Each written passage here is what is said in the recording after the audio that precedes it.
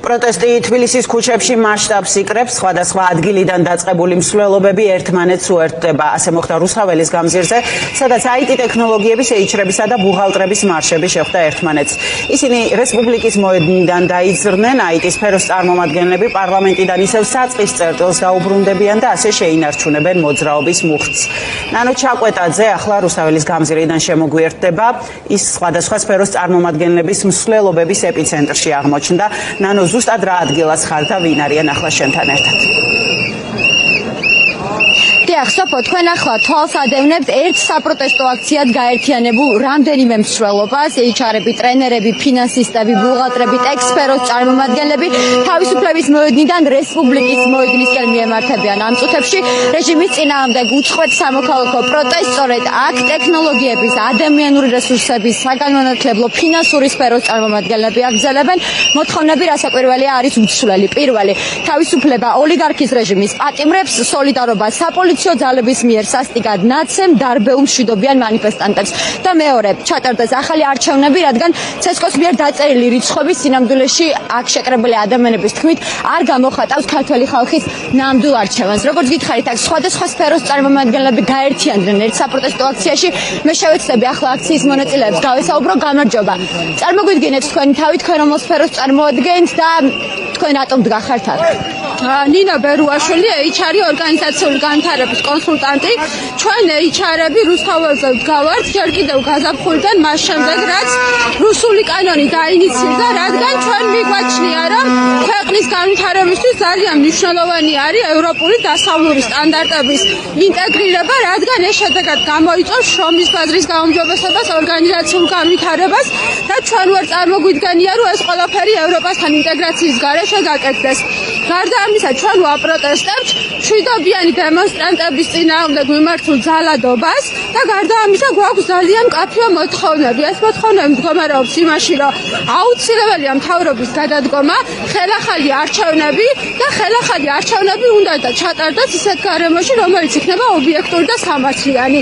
კი ბატონო, მე გამარჯობა, მე მგონი თქვენც HR-ი ხართ, როგორც ვიცი, თქვენც გვითხარით თქვენი სფეროს სახელით, მე მესმის შეიძლება ყველა სახელით ვერ ისაუბროთ, თუმცა თქვენი თანამებრძოლებიც განან აქ როგორც ხედავთ, რა არის თქვენი სათქმელი, რატომ არის თქვენი სფეროს ჩართულობა ამ პროცესში მნიშვნელოვანი პროტესტს გულისხმობ? აქ არიან HR პროფესიონალები, ტრენერები, ბიზნეს კონსულტანტები, IT ტექნოლოგიას, მოკლედ ძალიან ბევრი პროფესიის ფინანსისტები, არ მინდა ვინმე გამორჩეს.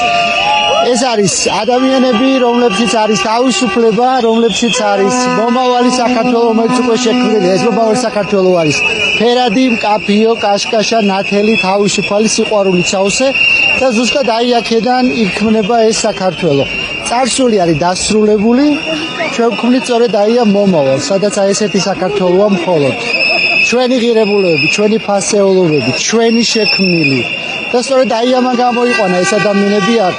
ამას არ აქვს დროის მონაკვეთი, ამას არ აქვს რაიმე განცდა შიმშილის თუ სიცივის, ეს არის ზუსტად თავისუფლება და ძალიან ბედნიერი ვარ, რომ არ აი ამ ადამიანების ნაწილი და მაქვს პატივი რომ ვიყო აი აქ ამ ადამიანების გვერდით და შევქმნა ეს ახალი საქართველო, თავისუფალი საქართველო. კი ბატონო, დიდი მადლობა. თქვენც გაგესაუბრებით, გამარჯობა.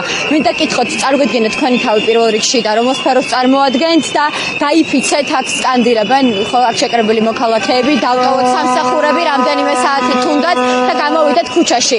რატომ არის მნიშვნელოვანი ეს პროტესტი იყოს უწყვეტი და გაგრძელდეს თქვენამდე, ვიდრე მიზანი მიღწეული არ იქნება? მოკლედ მე ვარ ბუღალტერი პირადად, ფინანსისტები ვარ წარმოდგენილი აქ ძალიან დიდი რაოდენობით, ასევე სხვა ბევრი პროფესიის ადამიანები, რომელიც ვთვლი, რომ ძალიან კარგად აღიქვამენ იმ ყველაფერს, იმ ძალიან საშიშ მოვლენებს, რაც დღეს ჩვენს ქვეყანაში ვითარდება.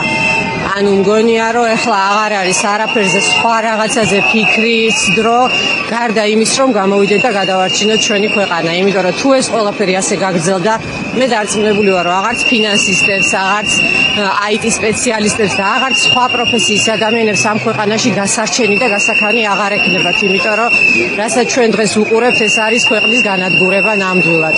ამიტომ მე მოუწოდებ ყველა ნებისმიერ ადამიანს პროფესიის მიუხედავად თუ სხვადასხვა შეხედულების მიუხედავად გამოიღვიძონ, ვინც ჯერ კიდევ ვერ ხვდება თუ რის წინაშე დგას ეს ქვეყანა, გამოვიდნენ გარეთ და არ ჩვენი სიჩუმით არ მივცეთ იმის საშუალება, რომ ეს ქვეყანა დავასამაროთ, ისე რომ ხვალ საქართველო აღარ გქონდეს. დიდი მადლობა. გამარჯობა. ტექ ინდუსტრიის წარმომადგენლებსაც გავესაუბრები. გიორგი დათუკიშვილი, პროფესორი და ვის უკვე ბევრი წელია ტექ ინდუსტრიაში მუშაობს. გიორგი, რატომ არის ყველა სფეროს წარმომადგენლებს ვკითხეთ, რატომ არის მნიშვნელოვანი მისი სფეროს, ამ სფეროს წარმომადგენლების ჩართულობა ამ უწყოდ პროტესტში? თქვენ რატომ ხართ აქ და რა სიტყვით, როგორც ვთქვათ, ამ სფეროში მომუშავე ამდენი წლის გამოცდილებით? დღეს რუსთაველზე და ზოგადად მთელს ქვეყანაში პროტესტით გამოდის ის საზოგადოება, ვინც ქმნის ინტელექტუალურ დოვლათს. ხალხი, რომელიც ყველაზე დიდ ინტელექტუალურ ძალას წარმოადგენს. დღეს ჩვენ ვფიქრობთ ჩვენი ქვეყნის მომავლის გადასარჩენად და ჩვენ აღარ გვაქვს იმის ენერგია, ვიფიქროთ ჩვენი სამუშაოების კრეატიულ მხარეზე, შემოქმედებით მხარეზე, რაც ანვითარებს თითოეულ ქვეყანას და სწორედ ადამიანები ქმნიან თავიანთი გონებრივი შესაძლებლობებით წარმატებულ და კარგ სახელმწიფოს. სამწუხაროდ ჩვენს რეალობაში დღეს ეს ხალხი ქუჩაშია და ეს ხალხი აპროტესტებს ქვეყნის რუსულ ორიენტაციას. სახელმწიფოს, არ შემდგარი სახელმწიფოს, არალეგიტიმური მთავრობის რუსულ ორიენტაციას.